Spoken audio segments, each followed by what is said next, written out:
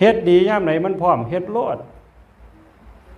พระสงฆ์สาวกของพระพุทธเจ้าเพิ่นสิพาโยมไปซื้อๆแต่ขันไปหา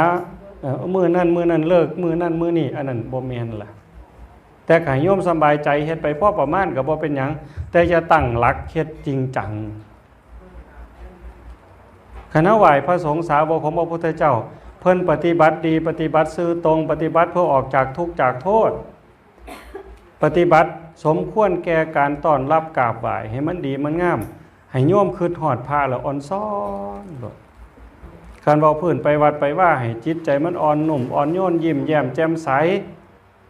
ขึ้นจังเป็นจะได้บุญจังซั่นนี่บอกถึงการไหว้พระได้นี่บอกถึงการเฮ็ดบุญบ่ท่านบอกไปไสได้นี่แค่เฮาขันดอกไม้มาว่างอิมินาสกาเลนะพุทธังธัมมังสังฆังปูชยามะอรหังสัมมาสวากขาโตสุปฏิปันโนคัน